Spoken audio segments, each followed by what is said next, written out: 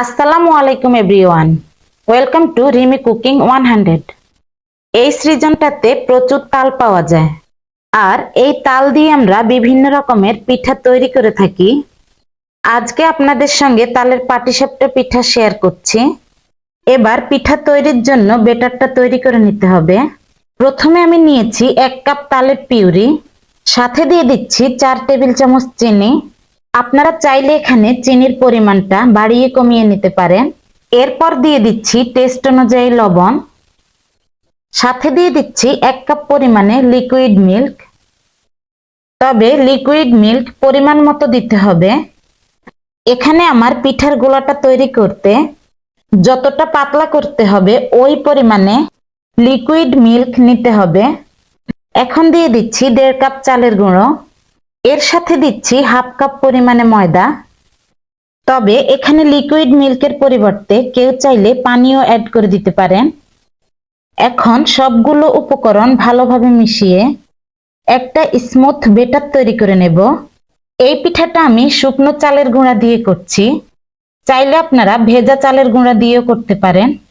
তবে এর সাথে ময়দা দিতে হবে, না হলে কিন্তু পিঠাটা ঠান্ডা হওয়ার পর নরম থাকবে না। শুধু চালের গুঁড়া দিয়ে তৈরি করা যাবে, তবে ঠান্ডা হওয়ার পর শক্ত হয়ে যাবে।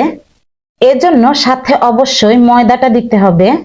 আমি যেই প্রসেসে এই বেটারটা তৈরি করে নিয়েছি, এই প্রসেসে বেটার তৈরি করলে পিঠাগুলো ঠান্ডা হওয়ার পরও একদম সফট থাকবে।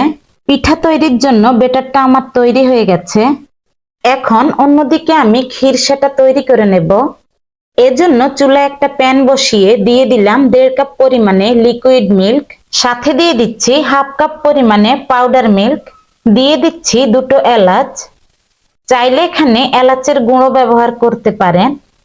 1/2 কাপ দিয়ে দিচ্ছি চিনি, 2 টেবিল চামচ নিয়েছি শুকনো চালের গুঁড়ো, সাথে 1 টেবিল চামচ দিয়ে দিচ্ছি ঘি। তারপর এই সব উপকরণগুলোকে একসাথে ভালোভাবে মিশিয়ে নেব। আমরা তাল দিয়ে বিভিন্ন রকম পিঠা খেতে পছন্দ করি, তার মধ্যে পাটিসাপটা পিঠাই অন্যরকম মজাদার হয়। দিয়ে দিচ্ছি টেস্ট অনুযায়ী লবণ। মিষ্টির সাথে আপনারা লবণ পছন্দ না করলে না দিতে পারেন।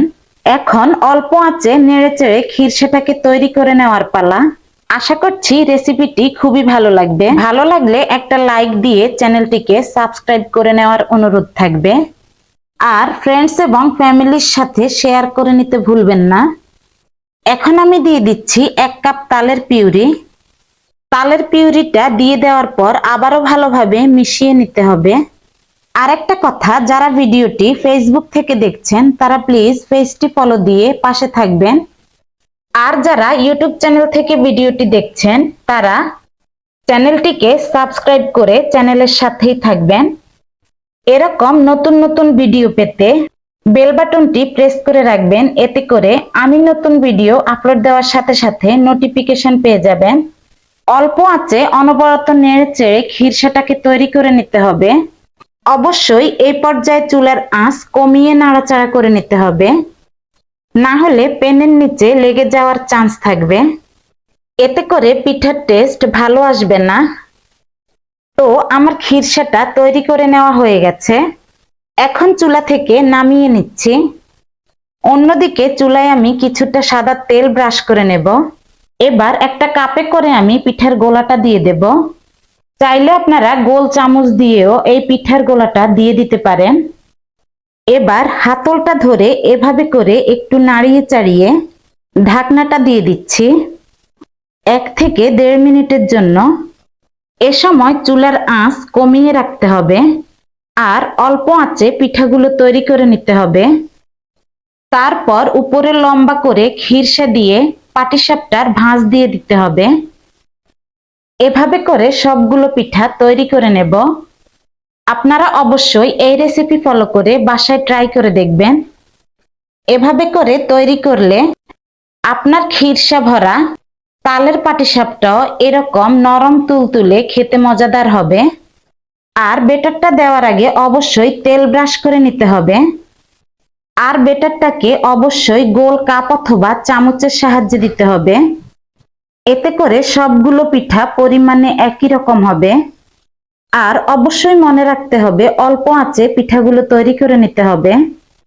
বেটারটা দেওয়ার 1.5 মিনিট পর খিরসা দিয়ে দিতে হবে। এরপর পাটিসাপটার ভাঁজ দেওয়া হয়ে গেলে পিঠাটা নামিয়ে নিতে হবে।